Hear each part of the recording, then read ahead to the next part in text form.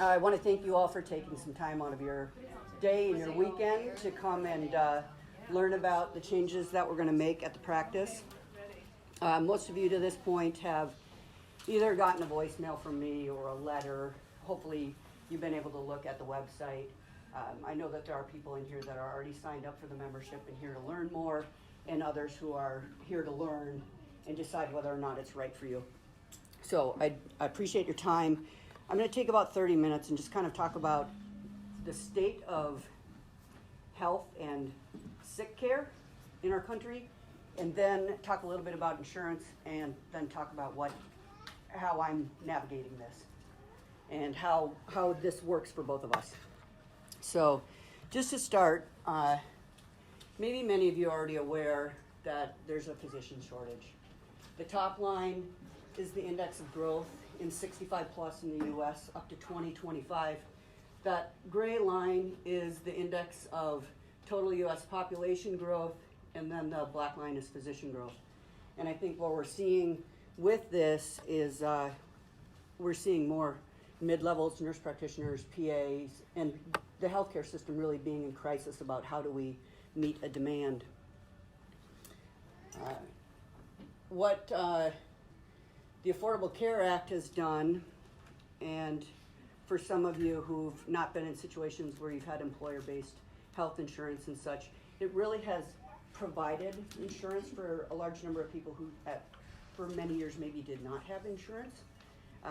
But what it's also done is that care often just ended up in the ER, and now with insurance, they're ending up in clinics, which is a good thing because that's better care to be in a primary care setting. But I mean, as you all know, it's longer wait times, it's shorter visits, it's faster visits, and there's no time to spend because they're just trying to see patients.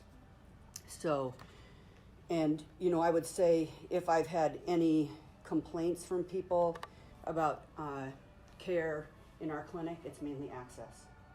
And it's basically the lack of ability to get in when you need to. Or it takes 3 months to get an appointment, which isn't good care for you, and believe it or not, super stressful for me when I can't see people when they need to be seen. The other issue that I think most of you are really aware of, unfortunately most of my colleagues apparently still haven't seen some of these graphs. This is up till just 2008. We spend just an insane amount of money on healthcare in this country, and I would say we spend it on sick care. We don't spend it on healthcare. You look at every other country down here, and we're just off the charts, and unfortunately, we're probably one of the sickest nations as well in the world. And that, unfortunately, we have a lot of colleagues of mine in the conventional world feel like, we have the best system in the world. And I would say, yeah, if you break your leg, if you get pneumonia, for acute care, absolutely, we're great. But when it comes to managing most of what we see, and probably 70 to 80% of health issues in this country are chronic lifestyle-based disease. So we're not addressing that. And in fact, the way we continue to address it right now is kind of with the magic bullet. And we've been trained to want a magic bullet. We want I need something to make me better today. I don't have time for this. And unfortunately, providers don't have time, knowledge, any of those things to help you beyond this theory. When penicillin was first invented, developed, it saved lives, a lot of lives. But right now, unless you have strep or something like that, we don't have a drug. And so, this has really combined to be disastrous, which you can see in the way sick care is in our country. People are getting sicker, it costs more, and when we give you one med, I think for most of us, we've either known somebody, a parent, or maybe ourselves, you get one med and then you get another med because there's a side effect of that med, and pretty soon people are on 10 meds and nobody's ever talked to them about diet or what other things can we do. So we're not getting healthier in our country, unfortunately. It's also the way the insurance drives things is and many of you know this, you're either there for a well visit or I have to have a diagnosis. And so I can usually come up with a diagnosis, but what happens is, say, diabetes is a great example. If I do a test and I can predict, like, wow, your insulin's creeping up, your hemoglobin A1C is creeping up, but you're not diabetic. But insurance, in order for me to provide any nutritional education to bill for a service, you have to have diabetes. So that's the whole thing that you've heard for years, and I can think of myself 15 years ago, oh, your blood sugar's okay, we'll check it next year. Like, I didn't know any better either, but like that is kind of the MO of what happens, and we wait for a diagnosis before we can actually treat and intervene. And, it's part of the way that insurance is set up and the way medicine's set up. In this current system, like I already alluded to this, the magic bullet, physician offices are like body shops. Like, people want to come in, they want to get fixed, like, I want to go, and I get that, and that's where our system is, but we well know with diseases that we are dealing with as a whole in this country and individually, like, it doesn't work. That's just medicines. Unfortunately or not, in medicine, we are taught, literally, at least when I was there, I don't know if it's changed, we learn to diagnose something, and what drug do you, you just learn to, it's like a matching game, like little kids match circles and squares and triangles. We match diseases and drugs. And, unfortunately, that's what the system is based on. So, for some of you in here, you know my background, and some of you don't know my background. And this is just a slide from a conference I was at in October. And I thought I'd at least, just in the sake of why am I making this change, my undergrad degree's in athletic training. And so I was the first PE major to get into medical school in Duluth. And I'm also have a degree in coaching competitive athletics. I worked as a certified athletic trainer for several years before I went to med school. So I was a little bit non-traditional and later to the show, if you will. I did residency in medical school in Minnesota, and when I finished that, I did, and I guess after your first year you get licensed, so I practiced emergency medicine and urgent care all over northern Minnesota as well, in addition to my family medicine training. In 2003 I moved here, and kind of it was a dream to come to Alaska, like probably a lot of us that end up here. It's still a dream. It is a dream. Exactly. So, and some of you have known me since the days that I was at Capstone for 10 plus years. And it was midway through probably my practice there that I really started to feel like I wasn't helping people and just knew there was something more. And so that's when I revisited functional medicine, which I'd learned about through a couple of my attendings and colleagues earlier in my career. And when I embarked on that, I went to a 5-day course, and it was in February maybe of 10 or 11, and that changed my life, and it changed the way I practice medicine from there forward. I just was like, I can't be, and I would call conventional medicine more glorified, like drug reps. Yep. And that's what I felt like. So going through that, and I stayed at Capstone for several years, and I'm eternally grateful to that because it allowed me to do all my training that whole time.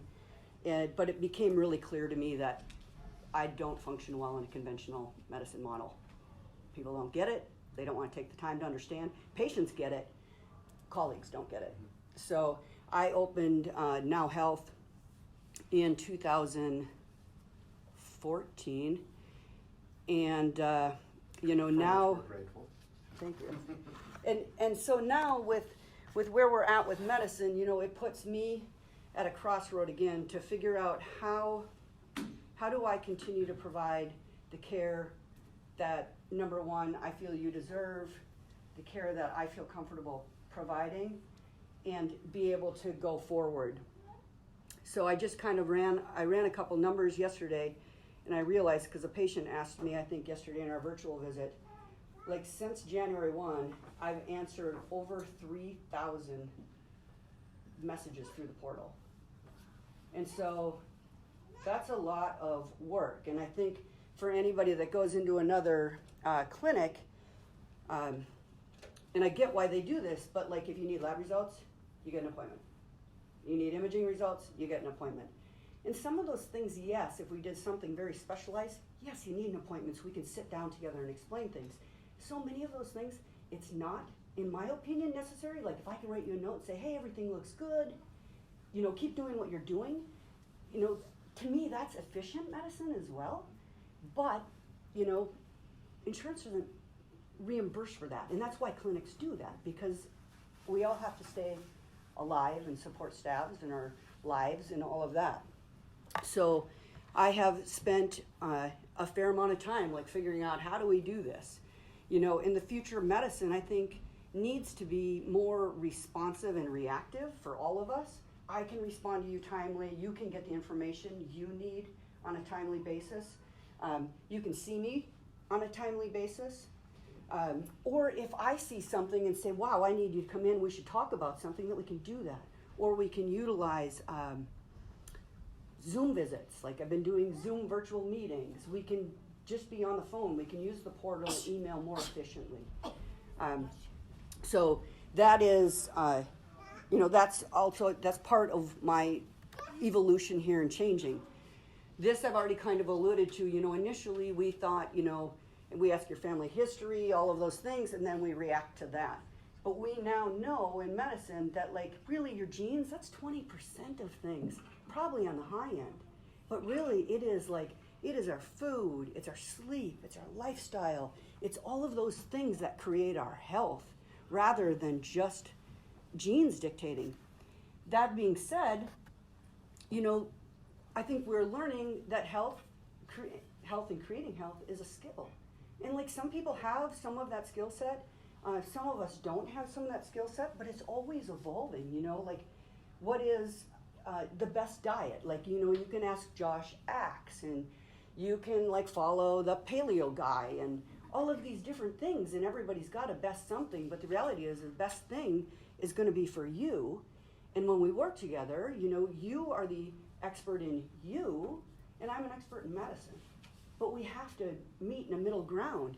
And so going forward, my role as I see it in medicine is it's a coach and a mentor working with you. And I think most of you get it when I say, you have to tell me how you respond to this. Because sometimes people go in, I say, what are you here for? I don't know, doc. You're supposed to tell me. Are you well? And I'm well, I don't know. Talk to me and give me some clues so I can make a guess, But it's really about us working together to create a plan. And I always give the example, I feel there's a fairly derogatory term, and I don't want to upset anybody by using this term because you maybe heard it, but it's non-compliance. That's a non-compliant patient. Well, I look at non-compliance in a new way, thank God, because I probably used that term 10 years ago. Non-compliance is the fact that I have a goal and you have a goal, and we haven't met in the middle. Or really, what is your goal? And some people don't know exactly. They've never been asked, what is your goal? What do you want out of your health? Usually it's I'm here for my well visit, or I got an earache, or whatever, but it's not what do we want? What's your goal? Let's have some improvement before the end of the year. How can I help you with something? And so I think, that puts us more in a coaching and a mentoring position. So with that being said, I've spent a lot of time thinking, and I have friends in this room here and patients that have known me for a long time, and I tend to think about things for a long time. And so I've been trying to restore my vision of what medicine is and what I think is important. And I think most importantly what it all hinges on is time and listening. And, I have tried really hard to preserve time for each person when they come in, but I also find then if I give everybody the amount of time they need, then the next, then I'm behind, really. But the key is time together, talking, and finding out a story. I tell students And like residents, when they come and shadow me, I'm like, just go sit down and ask somebody what they're here for. I'm like, they'll tell you what the problem is. You know, but it is a story, and it's through a story, it's through labs and all of those other things that we figure out this puzzle for each of us, what works. You know, I can think of a patient who was told for several years by a lot of providers, like, you have to be on a low-carb diet, you have to be on a low-carb diet, you know, in order to lose weight. She has figured it out, like that doesn't work. She doesn't digest fat at all. And instead, she's on a low-fat diet and losing weight. But nobody's ever been able to be like, everybody said, no, that's not possible. You can't do it that way. Well, it is. It's like our bodies and our life are a delicate balance, and that's why there's not one diet for everybody. And we have to figure that out together. And the kicker is, it's time, you know. We need time together. And I think about, you know, conventional medicine is a stop clock. It is patient, it's volume driven, it is procedurally driven, because that is how we're reimbursed. And that's the reality of the system. And in order for me to go forward and have a financially stable business and keep my employees that I have, that I love dearly, and I think most of you do too, like I'm like the luckiest duck in the valley, but I've also had to figure out, how do I do this without compromising the care that I'm delivering? I think everybody will understand. Unfortunately, I've heard this kind of thing. You know, you can operate or go on a strict diet. Better operate. Are you sure? Insurance doesn't cover a strict diet. You know, and that is unfortunately the sad reality. So if we talk about insurance a little bit, you know, most of us have three kinds of insurance. We have health insurance, we have home insurance, and we have auto insurance.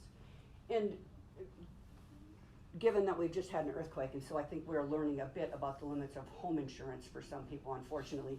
But generally, we know what those things cover. There's not questions and it's not debate. But I also know that most of us realize with our health insurance,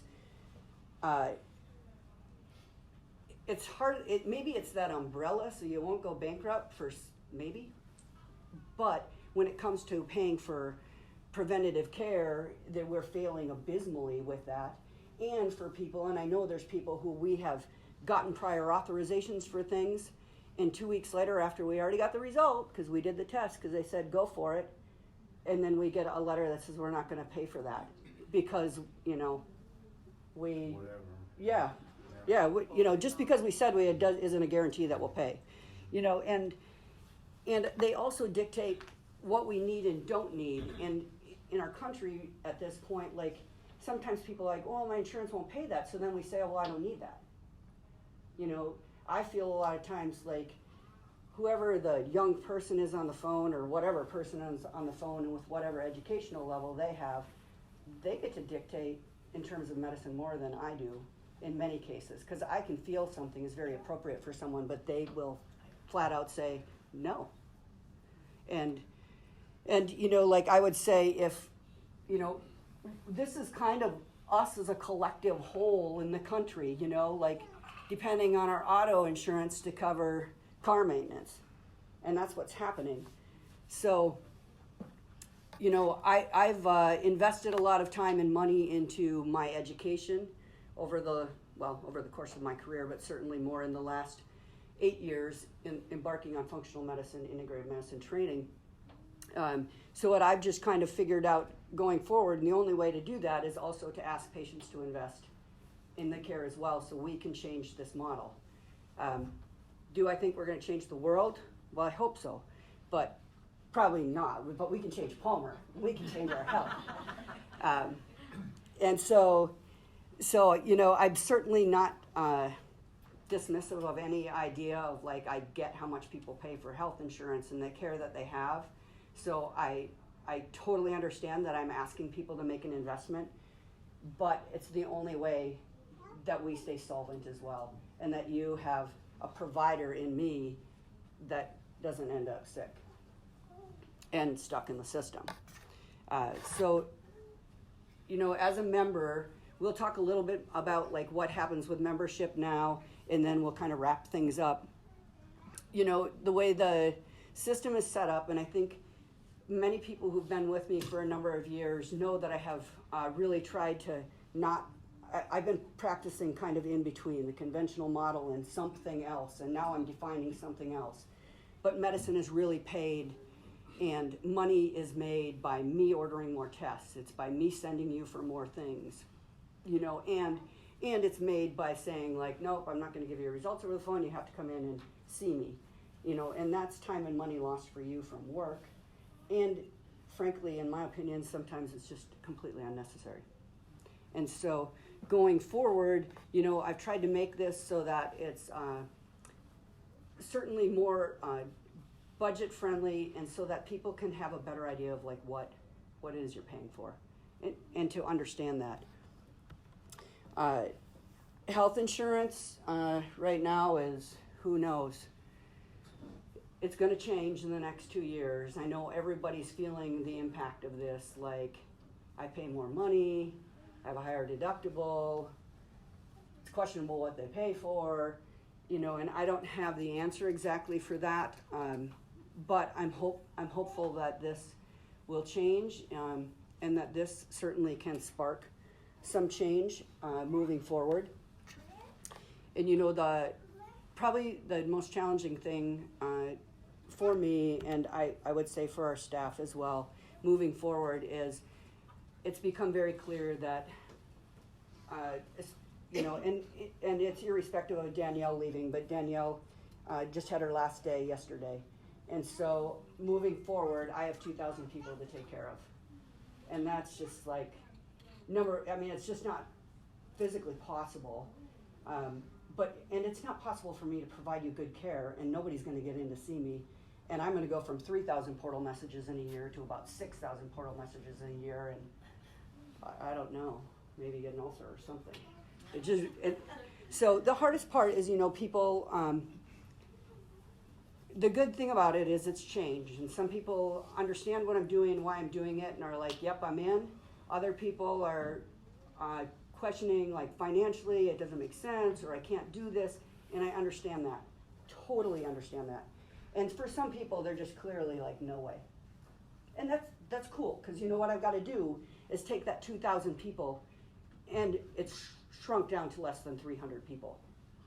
So there has to be an attrition there. And what I've allowed people to do to this point, you know, everybody kind of got the letter at the same time, and so once I hit our number, we're full, and we'll have a wait list. So, and we're over half full at this point, which, you know, is good and bad. But let me talk to you a little bit about the membership now. Many things in terms of the care that many of you are experiencing are not going to change considerably. What will change is access to me, because it's only me. So, and I've had people say, like, I can't ever get to see you, I have to see somebody else. Well, there's not somebody else going forward. So there's access to me. We'll still stick right now with the same patient portal and the same electronic health record. Moving forward, once we have scaled down to a smaller practice, I will probably switch back. I don't know how many of you were with me right when we started. I was using a different electronic health record that was way better in terms of communication back and forth between us. I could share documents with you, you can upload things to me. And I considered doing that at the same time, and then I thought a little bit more, and it didn't make sense. And I think my staff would have killed me. Clearly, but they're very gracious, so they let me just come to that reality on my own. You know, I want unhurried visits. I want same day, next day visits for people. You're going to see an expanded annual wellness visit, just because insurance thinks a lot of things aren't important, that I would just argue with them, and I don't want to argue with them anymore. I'm just going to do it. And so those things that insurance says you don't need, like, that's part of your membership, and that's what I'm doing. So there will be some things that we will do that insurance is going to say no, and we'll say that's okay. The other thing is really being your advocate, you know, and certainly coordinating care and healthcare navigation. And I can do that pretty well to a limited extent right now, but that's just going to get more difficult for me to help advocate for you. And for anybody who's had to navigate a chronic illness, a cancer diagnosis, anything like that, like it's super important. And even for somebody on a more of a optimizing health track, that's really important too. Like, where do we go to get the next best thing for us, or what should we be looking for? And I want to be able to do that, even in a more robust way than I'm already doing. The other thing I want to do, which I alluded to previously, is more virtual visits, because you don't have to come in for everything. And so when you're thinking about, I'll get into the different arms of the membership, like I can probably save people, which I'm already doing, a visit. And so that reduces your cost, when you're thinking about billing insurance, like that kind of stuff. But if I can save you a visit, I want to do that, because that tells me, there's certain things we have to sit down 2 feet from each other and discuss face to face, or see, or I need to examine. But there's a lot of things that we can just touch base with over the phone or over the internet, which also gives us more portability. So if you could be out of the country and we can get on a Zoom visit together, or the phone or something. So that I really want to emphasize, and I think moving forward, that's going to be the change in care that we start to see.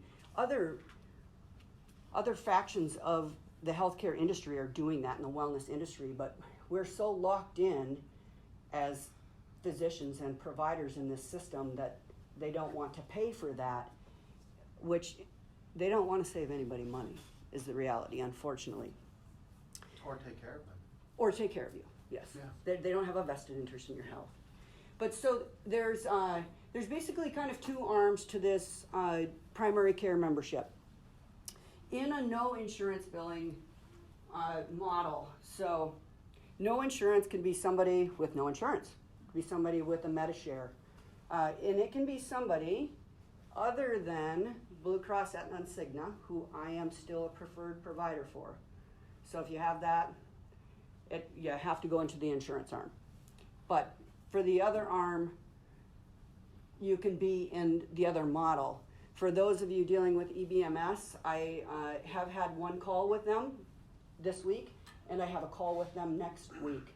So I've spoken to them, and we're navigating, if you will, to see what their response is to this. So, and just for anybody who's already signed up, like if we need to switch, whether you're in the insurance or the no insurance model, that can be switched. And that could be switched down the road if all of a sudden you get a new job and you have this awesome insurance, then we can switch you into the insured arm, or vice versa. And for those let me continue here. So we're going to do an annual well visit. And I have a pretty extensive list of labs that are going to go along with that. Body fat measurement. I'm going to start instituting this year cognitive assessment as well, just because I think it's really pertinent. Part of this is born out of my training in the Bredesen protocol, which is reversing cognitive decline. Like, if we don't assess it, we don't know where we're at. We might not all want to know where we're at, but at least we can do something about it, because there's lots we can do. EKG, lung function testing, those kind of things. And so the idea is that we have this wellness visit where we gather information, talk about goals, that kind of stuff, so then we can implement what's our plan going forward. The idea is that at 6 months, let's sit down together. But if somebody's like, I don't want to sit down together, let's just talk on the phone, fine. That's okay. And if you're like, I really want to touch base with you in 3 months, perfect. Or monthly, perfect. Let's just do it over the phone or do it over the computer. So many of those things. And that also has 2 acute care visits built into it for $150 a month. So for $1,800 a year, which is a cup of coffee a day, that's your primary care. Any other labs you need outside of that, you're going to get those at my cost, not the cost that you see on an EBO, because it's very different, and some of you guys are very aware of that. Insurance billing, so Blue Cross, Aetna, Cigna, I have to bill your insurance. I have to collect your deductible. co-pays, all of that stuff, because I'm a preferred provider. Unless the day comes that I choose not to be preferred, or they choose to not allow me to be preferred, which could happen because I'm making change. But I will bill things. There's no limit to visits, and that arm of it is $95 a month. So there is another level, 2 arms and a level, where we can have more intensive. So if we're working on something pretty intensive where you're going to require more visits, specialized testing, that kind of stuff, I do have a fee structure, and it's on the website, of what is that increased fee for that. The vast majority of people are not in that boat. If I'm working with somebody reversing cognitive decline, like, that's pretty intense. If we're really working on, I don't know, gut issue, something, that is something, like, I would just encourage people to ask of me or the staff or my consultant, they're the ones answering the phones. Ask them, and they can help navigate that. Also, if, say, you're like, I want this really intensive model for 6 months, and then can I switch to the other one? Yes, absolutely. So, or you're doing great, and now something happens, and you want some more intensive care. Yes, we can go back and forth. So I want this to be, somewhat fluid, and I want it to be what you need out of it. And so certainly with more intensive things, it's just going to take more time on both of our parts. In terms of kids and young adults, I chose to mirror basically what the insurance industry does. 0 to 26 kids are on insurance, and that will apply to some of you, and many of you it won't apply at all. But in the insurance model, when a parent enrolls, I will see those kids. I'm just going to bill insurance, but there's not a membership fee per se. In the no insurance model, a child's $50 a month. If you have 8 kids, talk to me, okay? Like, we'll figure something out. But that's going to be the same thing. Well visits. I think I've had some questions about, well, my kid's in college, and I'm like, that's fine. They're home at Christmas. They're home in the summer. We can do their well visit. Most of those young adults, when they turn 17 or 18, we sit down together and I change the email on their chart to their email. Obviously with permission from mom and dad if they're not 18, but I change it so that then they message me. And I do have college age kids messaging me wondering, should I go to the doctor, or should I, and that's really great because they get to still work with somebody they know and trust, and then can go, oh, okay, I'll go to the doctor, or no, I don't need to. So for people in that situation, I think actually it works pretty well. So that's pretty much what I have. If people are interested, please, indicate. If you're interested, I want to know yes. If you're signed up, awesome, thank you. If you're not interested, tell me so we don't harass you, please. And if you're a maybe or you have a specific question, I'm happy to answer any questions that you feel like would be, applicable to anybody. If you have a really specific question, just write it down, and I'm happy to address those questions, on an individual basis. So, thank you guys. Functional medicine, listening, empowering patients, creating health is what I do. And helping you achieve your health. That's who I am and what I'm about. So, thank you.